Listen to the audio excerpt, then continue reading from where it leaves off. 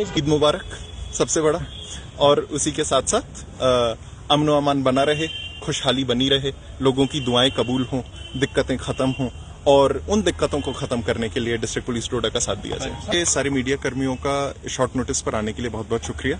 मैं आप सबके माध्यम से डोडा के जितने समस्त सिटीजन्स हैं उनको in advance Eid Mubarak wish करना चाहूँगा। हम डोडा पुलिस की यही उम्मीद है कि इस त्योहार पर जो दुआएं हों वो सबकी कबूल हों, अमन व अमान और शांति और समृद्धि इस पूरे जिले में बनी रहे।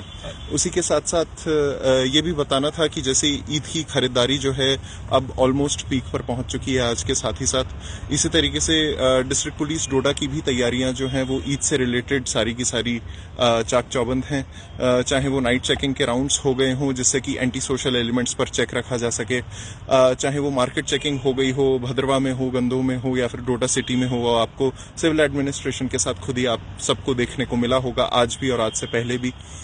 उसी के साथ साथ दो रिक्वेस्ट्स थी। त्योहार है, अच्छे से मनाया जाना चाहिए, इसके लिए पुलिस के साथ कोऑपरेट करें।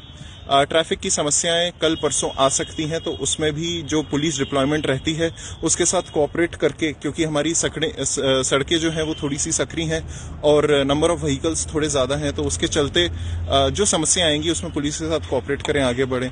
और क्योंकि इस ईद में ये कुर्बानी की ईद है, इसमें कुर्बानी का महत्व है, तो उसमें जैसी समय समय पर डिस्ट्रिक्ट और पुलिस एडमिनिस्ट्रेशन से जो गाइडलाइंस आती रही हैं हाइजीनिक स्लॉटर को लेकर, वो सारी जो गाइडलाइंस हैं कम्युनल हार्मनी को मद्देनजर रखते हुए और हाइजीन को मद्देनजर रखते हुए वो काइंडली फॉलो की जाए। जी, बोवाइन स्मगलिंग जो है वो एग्रेवेट हो जाता है यूजुअली ईद के त्योहार के आसपास, अदरवाइज ये एक पेरेनियल इशू है जिससे constantly over the year deal किया जाता है।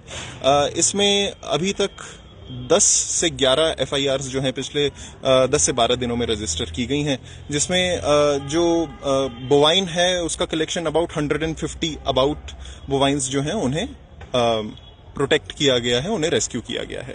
इसी के साथ साथ जो पास्ट में जिनके क्रेडेंशियल्स ठीक नहीं रहे हैं, जिनके ऊपर पास्ट में इस बात की FIRs लगी हैं या फिर जो बैड कैरेक्टर्स रहे हैं, उन सबको थाने बुलाकर वार्निंग दी गई है। और जैसा कि ये टाइमली क्वेश्चन आपने पूछा, आपके सहारे से भी मैं इसी बात पर जोर देना चाहूंगा कि कोई भी गलती से ऐसा कोई कदम इस त्योहार में ना उठाएं जिससे कि त्योहार का जो रंग है वो फीका पड़ सके। अरेंजमेंट हर एक सब डिवीजन वाइज, हर एक टाउन वाइज किए गए हैं। प्री सिक्योरिटी के तौर पर जो नाइट चेकिंग होनी है, जो नाइट पेट्रोलिंग होनी है, उसको इंटेंसिफाई किया गया है।